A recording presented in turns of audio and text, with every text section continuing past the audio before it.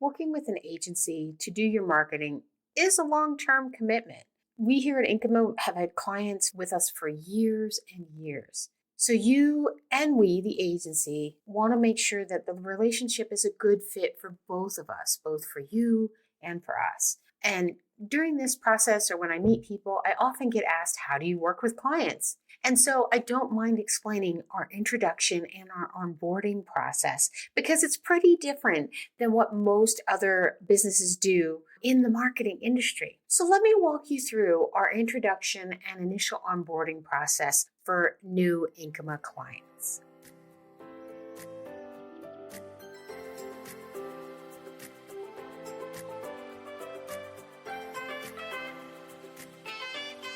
Inkyma's Marketing Strategies is a podcast for small business owners hosted by Audrey Kirchner, co-founder and chief marketing strategist at Inkyma, helping you navigate the world of marketing so that you can market your business in the right way, see growth, and thrive regardless of the industry you're in. To learn more about Inkyma and what we do, ask a question, or schedule a marketing evaluation, go to the website inkyma.com. That's INKYMA.com. Listen to the show on your podcast player of choice, the Inkyma website, or the Inkyma YouTube channel. Just search for Inkyma Marketing Strategies and you'll find what you need.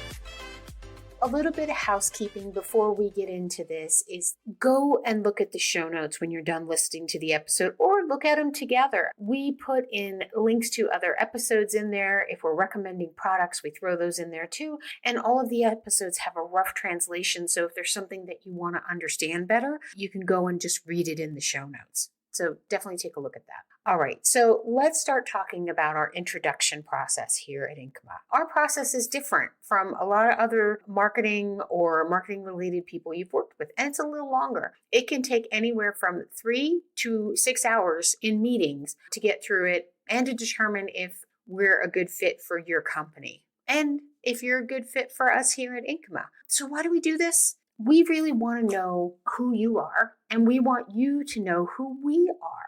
It's important to try to see if this relationship is going to work before an agreement is signed, if we're offering what you need, because otherwise it's a really big waste of time. So we don't mind investing 3 to 6 hours in discovering if we're a good fit for each other. And we don't charge for this. Now, I've heard coaches and other people talk about, oh, you should charge for your discovery process because you're giving them a lot of information before you sign an agreement. But my brain just doesn't work that way. What I want to do is build trust as soon as possible, whether we work together or not. And it's really hard to start building trust fast when you say, write me a check, and then I'll ask you a bunch of questions about your business and then tell you how I can help you. So this is why we don't mind investing all of that time up front. And so 3 to 6 hours is the potential amount of time that we would spend with a potential customer. That doesn't include all the research and discussions and thought process that we actually have behind the scenes as we go through this process. So let's talk about what that process looks like now. So first, someone is going to reach out and they're going to say, I need a website, I need a logo, I need something. I need some type of marketing, and they'll tell me why. And what we do is we schedule a discovery meeting. I do these via video conference, and they usually take about an hour. Sometimes they take an hour and a half or 2 hours, depending on how many people and what we talk about. So what we do in this meeting is I walk you through a bunch of questions that I ask. And I actually have, it's like a 4-page document that I have that reminds me of what the questions are. And it's about your business, your goals, your target audience, who your competitors are, and what kind of marketing you're doing today, if any at all. And then as part of the discussion, and this is where all of my years of marketing come into play, is that the way you answer a question might lead to another question, and we deep dive into that. So if I'm asking you like who your target audience is, and you say, oh, I target all these different groups, there's 5 to 6 different groups, I go through the process of whittling that down to the top 3. Because when you try to start marketing to more than 3 different audiences, it gets expensive and it really, really gets watered down and diluted. But it can absolutely be done with enough time and money. The other thing that this does for the client, for the customer, is it brings a lot of clarity, right? By having to answer these questions, have a discussion about them, it clarifies the goal. It clarifies who the audience is. And so there's already something being given back right from that very first session. So it's never a waste of time to go through a discovery session, even if you decide this isn't the company for me. At least you have more clarity. Sometimes what will happen is we'll go through the first session and then we need to go through a second one because there's some additional research that needs to be done to see if there's additional questions need to be asked. And that could be industry research, audience research. And so we actually go through that process. And so that's where the 1 to 2 hours for discovery comes through. So at the end of the discovery session, we schedule the next meeting. My goal at the end of each meeting is to always have the next meeting scheduled and on the calendar. And so what we schedule next is the solution presentation. And this is where I come back and give you a high level of what we think that you need. That's always at least a week, if not sometimes 2 weeks out from the discovery session, which gives us plenty of time to do our research, our strategy, our write-ups, all that good stuff so that we come back completely prepared to tell you what our thoughts are and what you need to do to achieve your goals. And so that next meeting is usually an hour. Sometimes we need 2 meetings. And so what we do here is we create a presentation, right? It's actually written out. We use PowerPoint like structure for it. And it's the high level strategy of what we're going to recommend after we do all that research, after you've given us all that information. So we look at your marketing, we look at your competitors, we look at your industry, and we put together a complete plan of how to help you achieve your goals. So a lot of times we recommend additional or even sometimes different things than what you initially came to us for. So here's an example. I had an architect come to me and we started the discussion, the initial one with they needed a website. Theirs was really old. It was like 20 some odd years old. And so I said, okay, let's go through the discovery process. And as part of it, they had mentioned, oh, we're going to change the name. It used to be a father-son business, but I don't have any kids. I need to change the name. And so when we came back to them as part of the solution presentation, we recommended that we rebrand them.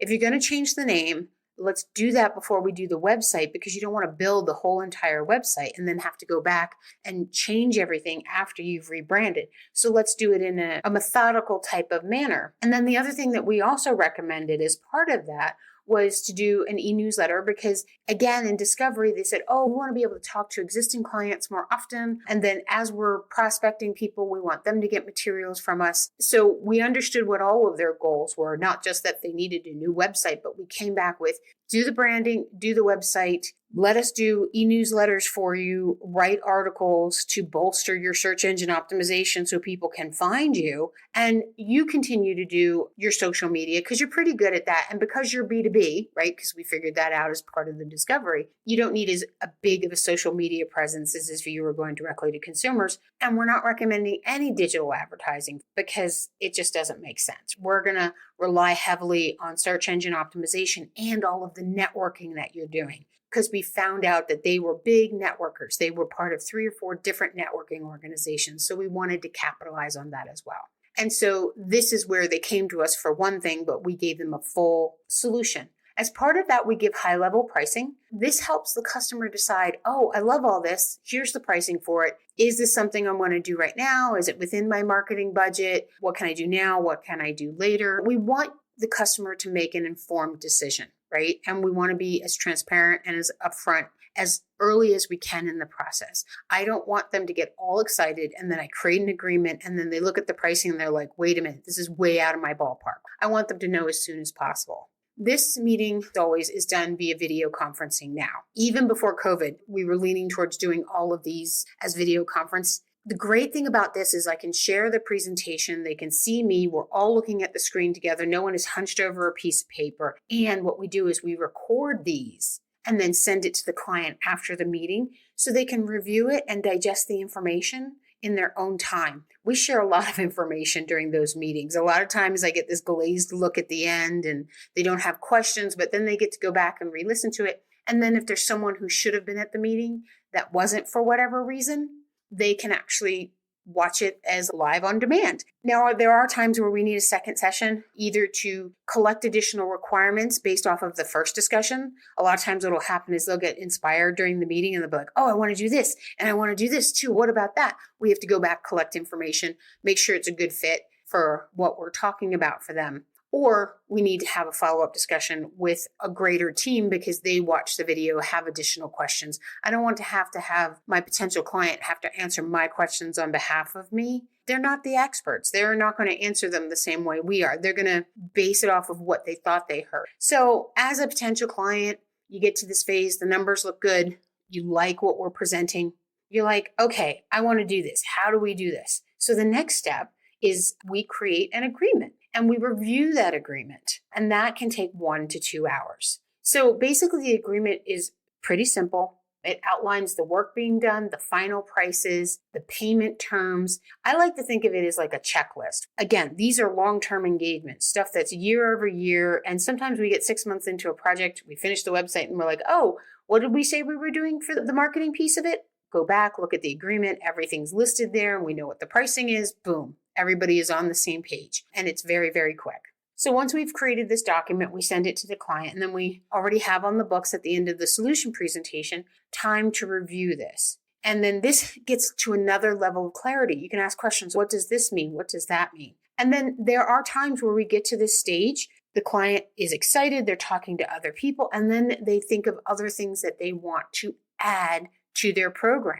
Not so much questions, but, oh yeah, now I want to do this and this too. So we were setting up a email system for a client, right? They wanted to do outbound email marketing. And originally what we said, based off of discovery, we're going to do 5 sales funnels and a newsletter for you to existing and to potential clients. Great, love it. Let's do the agreement. Let's get this started. Sent the agreement. And then they said, let's have another meeting because I was talking with the rest of the team and we came up with 5 more sales funnel that we think we want to include. So we go back, we talk about them, and it actually did wind up being 5 more. And then we actually re-clarified the first 5, like what their goals of those first 5 were. Now, obviously, doubling the workload changed the pricing. So before an agreement was signed, we already went through, changed the scope of work, adjusted the pricing, make sure everybody was good for it before we kicked off and signed everything. So at the end of that agreement meeting is when we schedule our kickoff meeting. By that point, the client's like, yes, ready, send this to me, let's go. I like to start everything off, regardless of what we're doing, with a kickoff meeting. It sets the tone for the relationship. And so in that kickoff meeting, usually about an hour, we do asset collection for the entire scope of the project. So even if we're just starting with branding and we're going to do a branding discovery type of document to understand what it is, what we're trying to create, we'll also start collecting things for, if we're doing social media marketing, starting to get access to those accounts. If we're going to do email marketing, getting access to the DNS so that we can verify and validate those things. So we do a lot of asset collection ahead of time so we can have things in place beforehand in case there's issues. We do information verification as well. I can't tell you how many times I've just walked through at kickoff and said, is this your right address? Is this your right telephone number? Is this your right email address? And I get, oh, no, that's not right. Where did you get that? We found it on their Google My Business listing or their old website. And it's, oh, that's wrong. We want to make sure it's right from the beginning because that way we don't get 6 months down and we're doing all this marketing and someone finally sees that it's the wrong telephone number.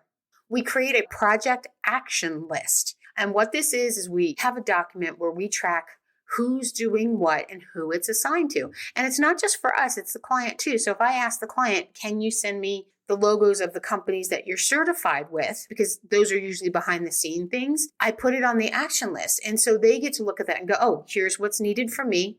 Here's what Audrey's team is doing. Great, I know what's going on. At that kickoff, we schedule a weekly half-hour video conference call for any project that's going to take 2 weeks or more.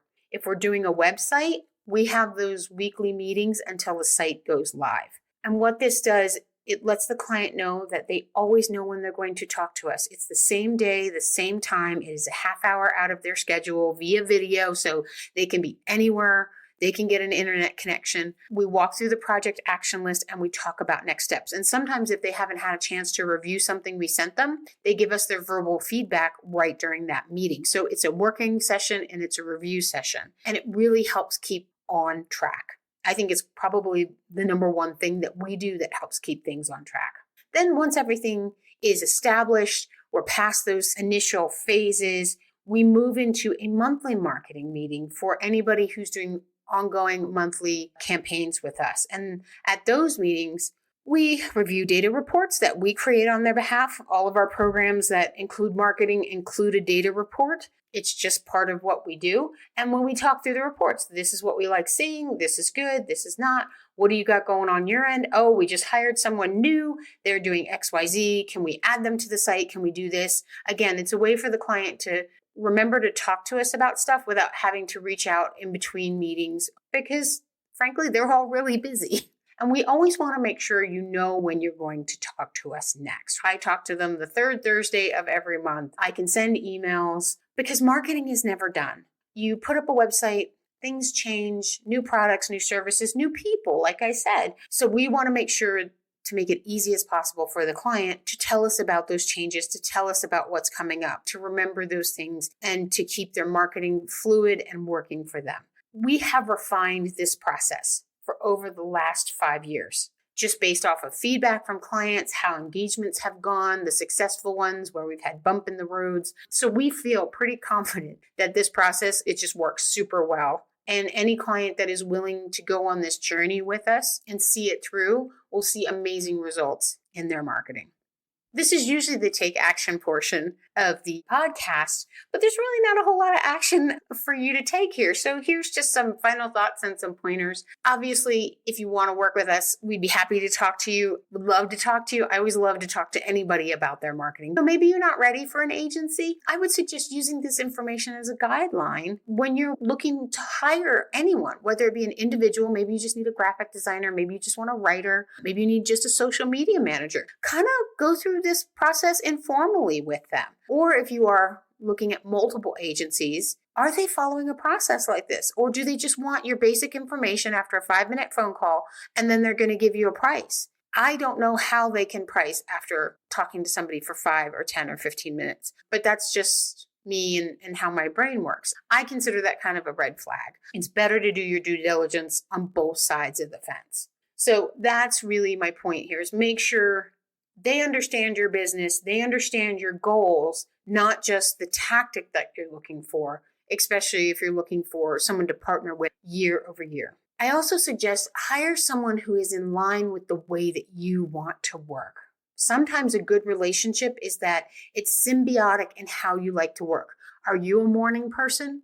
Hiring a company where they're morning people too is probably better for you because then you're more in sync on those non-meeting communications and even during those meeting communications. I had a client, we started working with him and everything was really, really great before we left New Jersey. He liked getting online super, super early. He wanted like a 6:30, 7 o'clock time frame. That rocked with me. I loved it. But then I moved here to Colorado Springs. Guess what? That 6:30, 7 o'clock is now 4 o'clock in the morning for me. It was in that Uber too early. And so we talked about it and said, listen, later's not going to be better for you. Let's see if we can get you to work with someone who is local to you so they can meet those time commitments for you because I can't any longer because my situation changed. And so we parted amicably, thought he was a great guy and everything, but I didn't want to make him feel like he had to conform to my timeframes. And I certainly couldn't continue on with his existing timeframes. Do you like to work weekends? If so, that's a question you ask is, do you work weekends? If the answer is emphatically, no, we don't. We work Monday through Friday. We don't answer calls on the weekend.